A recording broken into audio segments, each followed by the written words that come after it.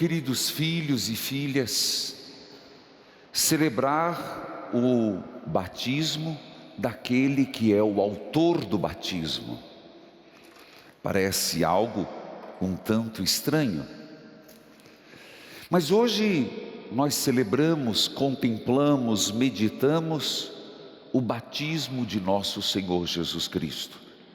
E como já exortei e pedi que pensássemos sobre o nosso próprio batismo. Veja, meus irmãos, Jesus é o Filho de Deus, e por natureza própria, por sua própria natureza divina, poderíamos nos perguntar: ele precisava ser batizado? Não. Ele não precisava do batismo, mas se submeteu ao batismo para inaugurar o batismo. Vamos começar no Evangelho. De fato, a presença de João Batista, que foi o precursor de Jesus, foi um personagem muito marcante para o povo de Israel. Nós sabemos que é o último dos profetas, o último do Antigo e o último do Novo. Ele era marcante porque ele era um homem coerente, um homem que vivia no deserto, mas que conquistou o povo, batizava no Rio Jordão. A voz de João Batista era forte, que chegava à população, aos fariseus, aos saduceus, chegava aos reis, aos grandes da corte. E o próprio texto diz que muitos iam a João. Portanto, é claro que ficou uma dúvida se João, aquele que vivia daquela forma tão austera, nós sabemos da própria boca de Jesus que dentre os homens não havia homem maior do que João. Sabemos que João não comia, não bebia, vivia de jejum. Ficou uma dúvida: se não seria João o Messias? E é importante você perceber que Lucas traz essa reflexão depois para a igreja, para evitar qualquer desvio, dizendo claramente que João não era o Messias, com dois objetivos: fazer com que a comunidade pudesse compreender quem é o Cristo, e segundo, para que os próprios discípulos de João seguissem a partir de agora Jesus. Esse primeiro aspecto é importante. Depois, esclarecido que João não era o Messias, Lucas coloca na boca de João um ato de fé em favor a Jesus. Eu diria que nós devíamos lembrar de João: que eu desapareça e o Cristo apareça em mim.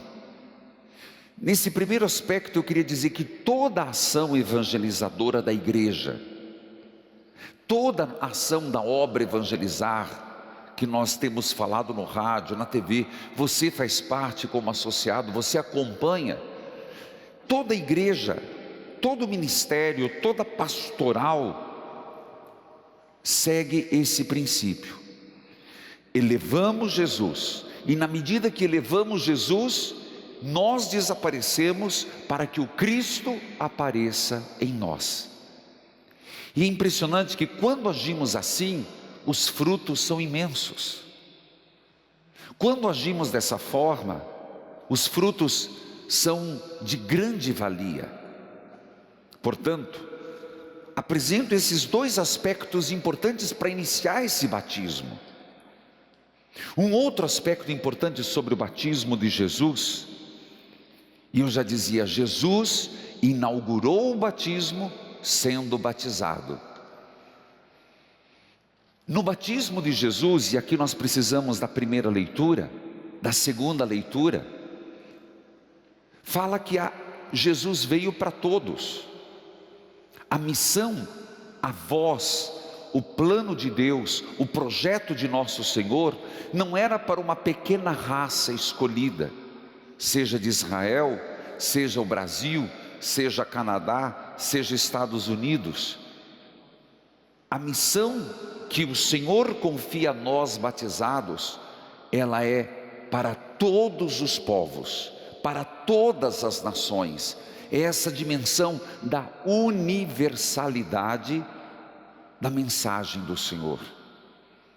É importante entendermos isso, porque para o povo de Israel, e até por um certo momento na vida de Jesus, quando ele dialogava com uma mulher, ele disse: não é justo que tire os pães e dê aos cachorros, sendo que os filhos fiquem sem comer. O próprio nosso Senhor foi estimulado, e foi a partir da dureza do coração do povo de Israel que a mensagem de Jesus foi se alargando, os milagres, os sinais. Nós temos que entender isso, porque se entendemos que a mensagem do Senhor é para todos, o quanto nós temos a fazer. Eu diria que o reino dos céus, ele só será antecipado quando todos os povos reconhecerem que Jesus é Rei, que Jesus é o Senhor. Então temos muito trabalho. Existe um outro aspecto importante. O batismo nos configura a Cristo. O batismo é a porta de entrada para Jesus Cristo. Então, não é uma escolha querer ou não ser batizado, no sentido de que quero seguir Jesus, necessariamente tenho que fazer a minha adesão a Ele. Pena que o batismo, e isso a igreja no processo de catecumenato está mudando. Antigamente o batismo, e hoje para muitos, é um ato social, uma obrigação. De fato é obrigação, de fato é um ato social, mas não é só isso. Quando a gente pede para batizar as crianças, é porque nós queremos que os pais, tendo certeza do que vivem em Cristo, ofereçam desde criança aos recém-nascidos a graça de viver no obséquio de Jesus Cristo, sobre a graça transbordante do batismo. Então quando a gente fala batize, não é para os pais fazerem isso, não, eu vou fazer porque eu me sinto culpado, eu vou fazer porque se minha criança não for batizada, ela cria rabo, ela vai ficar doente. Não é por ameaça, é um dom, é um presente. Mas se nós não tivermos essa consciência, fica um rito perdido, fica uma obrigação, fica mais uma foto no álbum, uma obrigação de dar roupa para a criança e fazer um almoço. Não é isso. O batismo provoca um caráter indelével em nós, é para sempre, tanto que o batismo não pode ser removido. Por isso que se espera dos pais consciência, e quando lhes falta, que seja dos padrinhos. Se a igreja pede, não pegue padrinho lá do outro lado do continente, porque tem que acompanhar a criança. Se os pais não são casados na igreja, levam uma vida às vezes irregular, que os padrinhos o sejam. Para quê? Porque nós queremos cuidar daqueles que nasceram no Cristo, para que vivam a igreja, pertençam à igreja e cresçam à imagem e semelhança de Deus, nos traços de Cristo. Não sei se você percebe que nós entendemos às vezes o sacramento como uma obrigação, e na verdade é um presente de Deus. Sendo assim, nós devíamos nos preocupar com o batizado. Nós devíamos nos preocupar para as crianças sejam batizadas, mas entendendo, se o batismo é a porta de entrada, que ele passe do átrio, batismo, primeira comunhão e confirmação. Nós precisamos levar uma vida aonde quem nos olha perceba, eles são batizados. Impressionante, eu visitava uma vez os cristãos coptas no Egito, é uma minoria, e todos os batizados carregam uma cruz tatuada no pulso com um círculo. Nós não temos. Aí alguém vai dizer, tatuagem? Sim, é tatuagem, não vou entrar nesse mérito. Nós não temos um sinal externo, mas nós temos dentro de nós um sinal. E por que nós não agimos como tal? Os batizados em Cristo morriam na boca das feras, morriam nas catacumbas, morriam no Coliseu, e hoje ser batizado ou não significa o quê?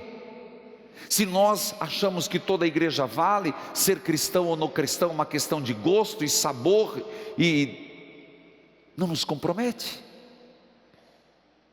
Lembremos das missas que aconteciam nas catacumbas de Roma. Aonde está a nossa pertença a Jesus? O nosso agir denota por si só, mais do que uma tatuagem no pulso, o que somos e acreditamos. Que somos cristãos, católicos. É impressionante, porque nós às vezes pegamos primeiro os nossos símbolos e jogamos fora. Olhe para algumas religiões monoteístas, eu só vou fazer um pouquinho de comparação. Você olha para a pessoa, você identifica. Esse é islâmico, esse é aquilo. Eu estou dizendo externamente. Aí você vai dizer, lá vem o padre falar do externo. Mas e o interno? A nossa posição no mundo dos negócios difere dos que não são cristãos? A nossa posição no mundo econômico difere? Na educação difere? Na nossa forma de se portar diante das dificuldades, nos faz distintos? Não por sermos melhor, mas sermos mais comprometidos? No que se refere ao casamento, somos mais radicais? Por que não ser radical em Jesus? Padre, todo radicalismo é ruim, sim. Quando o radicalismo é violento, quando o radicalismo é extremista, eu estou falando da radicalidade enquanto não existe outro Deus senão Jesus Cristo. Nós estamos muito nas modinhas do tempo. Impressionante. Não sei se você percebe como a sociedade hoje, as modinhas vêm e vão. Não estou falando só de roupa, não. Não tem muito o que inventar. Então aqui e acolá volta anos 50, anos 60, anos 70, vai, volta. E nós, nossos princípios, no nosso pensar, no nosso condicionamento de vida, ficamos sujeitos a modinhas. A força do vento, que vai e que vem. Não é isso que Deus espera de um cristão. E é isso que depõe contra nós. É isso que está nos enfraquecendo enquanto religião.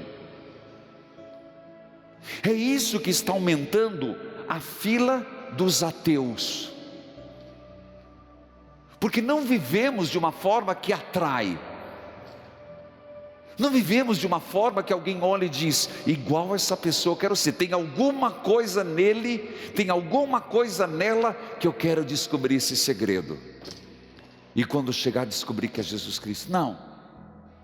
Água morna, vai do jeito que pode, sem identidade, sem firmeza. As gerações próximas, os teus filhos, teus netos, os meus sobrinhos e filhos dos meus sobrinhos, não querem ver título, eles querem ver coerência.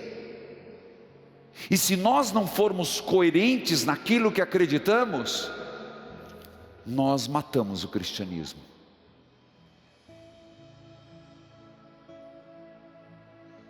Nós acabamos indiretamente fechando as igrejas, indiretamente, repito, aumentando a fila e o número dos ateus. Agora você entende porque hoje nós temos que pedir: Senhor, eu fui batizado, então que o teu Espírito venha em mim e faça borbulhar, venha sobre mim e me faça autêntico, venha sobre mim e dê autenticidade no meu ser cristão. Isso o mundo tem necessidade. Meus irmãos, nós estamos cansados de discursos.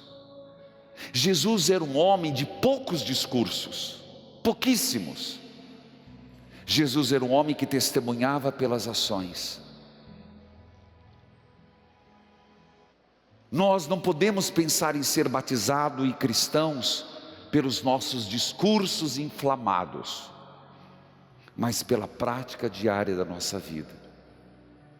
E eu vou dizer, olhando a vida dos santos, todos aqueles que morreram com fama de santidade, são aqueles que mais agiram no amor.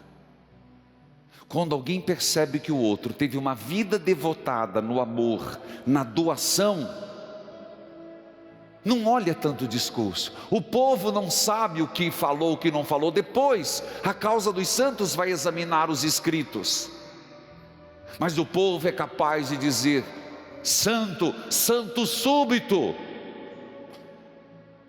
porque detecta coerência, amor a Deus, imitação de Jesus.